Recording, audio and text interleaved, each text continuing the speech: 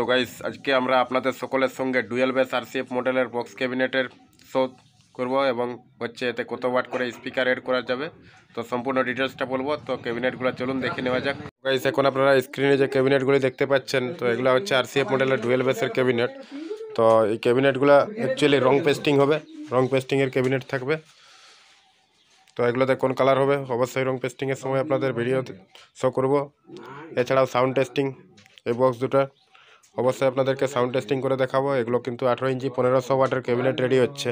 তো double হ্যান্ডেলের cabinet আছে, 18 ইঞ্চি 1500 watt speaker, 1500 two 1800 ওয়াটে কোনো প্রবলেম হবে না। এই ক্যাবিনেট আরামসে খুব ভালোভাবে চালিয়ে নিতে পারবেন। তো এগুলো কিন্তু আমরা কোম্পানি নেট দিয়ে যে JBL 728 যে জালি হয়, সেই 728 জালি দিয়ে ক্যাবিনেটটি বসবে সাধারণত জালিগুলো।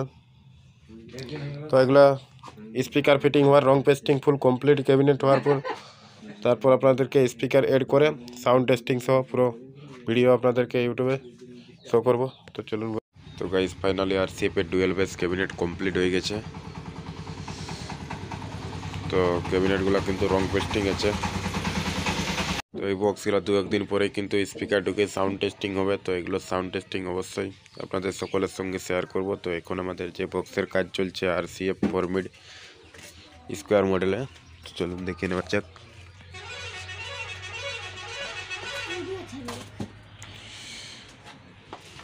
তো এটি হচ্ছে আরসিএফের ফরমিড বক্স ক্যাবিনেট।